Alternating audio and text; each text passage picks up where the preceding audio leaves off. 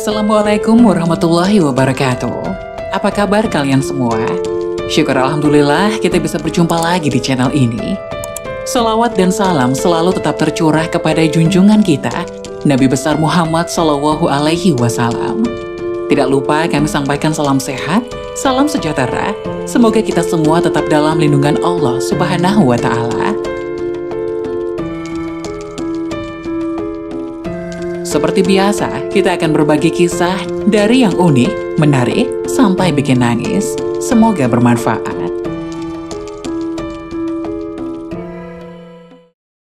Kisah nyata. Subhanallah, tiap malam Jumat terlihat cahaya terang dari kubur ini. Ternyata almarhum. Kalau bukan karena kelelawar yang menyeruak masuk dalam rumahnya, Hanifah nampaknya tak akan menyadari kalau malam telah larut. Pandangannya pun mengikuti arah kelelawar itu terbang, hingga berhentilah ke arah jam dinding yang menunjukkan pukul 11 malam. Setengah terkejut, ia segera matikan televisinya dan bergegas menutup pintu rumah. Namun baru saja ia hendak menutupnya, matanya mendadak terbelalak begitu mendapati sebuah cahaya terang yang muncul dari balik semak-semak tak jauh dari rumahnya. Ada orang meninggal lagi ya? Kok terang amat? Pikirnya dalam hati, sembari menatap lamat hamparan pemakaman yang membentang tak jauh dari rumahnya itu. Karena rasa penasaran yang membebat di hatinya, ia pun coba dekati sumber cahaya tersebut. Meski dengan diiringi rasa takut, namun agaknya perasaan takut itu kalah oleh rasa penasaran yang menyelimuti hatinya. Setelah beberapa saat berjalan, ia heran karena tak ada satupun orang yang ditemuinya di sana. Meski langkah semakin bergetar, namun ia tetap bertahan karena rasa penasarannya yang semakin menjulang. Dan tatkala posisinya telah dekat, Hanifah nyaris tak percaya dengan apa yang telah dilihatnya itu.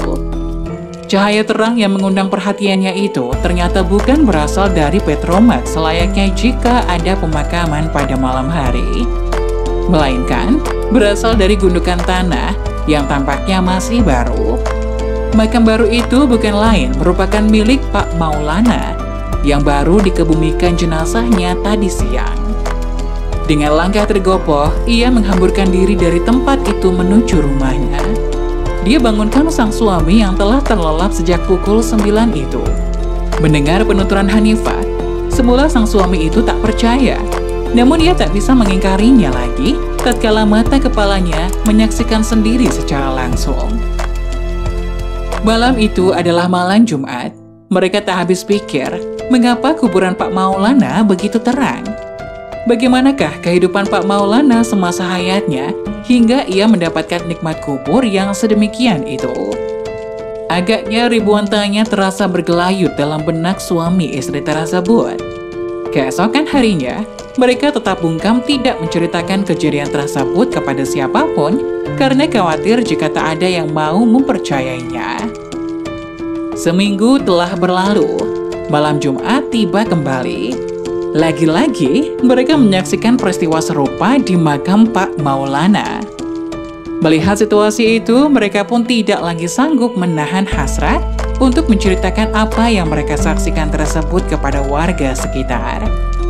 Tak pelak, masyarakat desa Sukamaju Tanggamus pun gempar.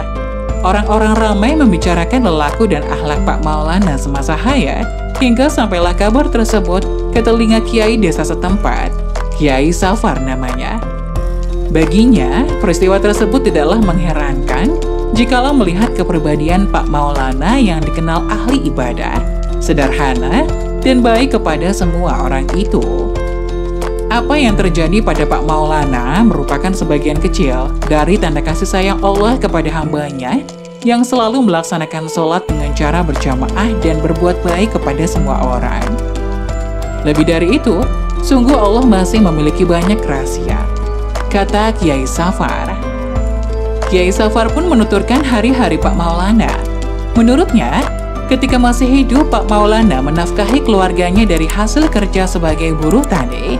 Ia juga gemar membantu orang jika memerlukan pertolongannya.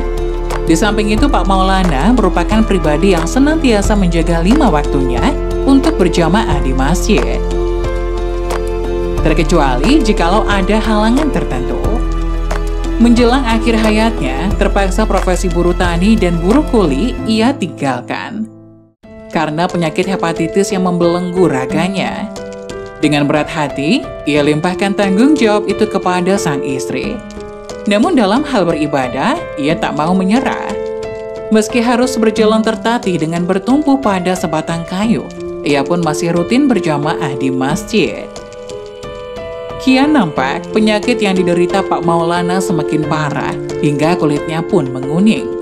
Namun dari pancaran matanya yang teduh, Pak Maulana terlihat begitu ikhlas, bahagia, dan tegar. Waktu terus berjalan, penyakit itu kian bersarang dalam tubuh Pak Maulana.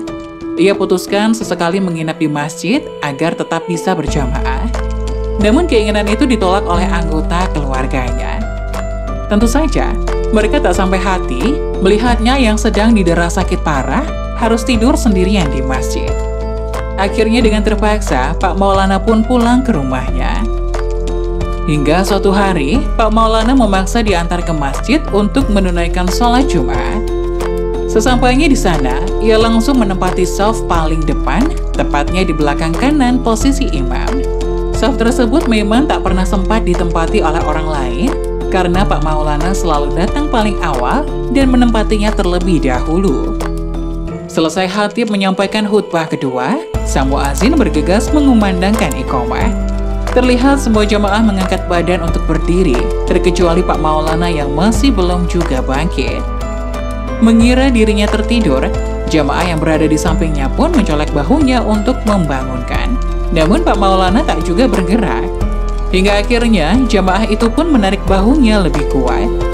Bukannya terbangun, tubuh Pak Maulana malah terjengkang dan oleng ke belakang. Seketika, salah satu jamaah yang menariknya pun berteriak, hingga mengagetkan jamaah yang lain. Masya Allah, Pak Maulana! Sang imam pun turut memeriksa kondisi fisik Pak Maulana. Dirabanya bagian denyut nadi Pak Maulana, hingga degup jantung di dadanya. Raut wajah sang imam pun lantas berubah, dari bibirnya terucap, Innalillahi wa inna ilaihi raji'un. Pak Maulana telah meninggalkan kita semua. Kepergian Pak Maulana begitu indah dan mulia. Ia dipanggil dengan begitu mudahnya. Dalam posisi sedang beribadah kepada Allah, maka tak heran jika Allah pun melimpahkan segenap nikmat berupa pancaran cahaya dari dalam kuburnya. Wallahu a'lam. Semoga kisah tadi bisa memberikan hikmah dan manfaat untuk penonton semuanya. Jangan lupa like, subscribe video ini agar tidak ketinggalan informasi-informasi bermanfaat selanjutnya. Sekian dari kami, terima kasih. Wassalamualaikum warahmatullahi wabarakatuh.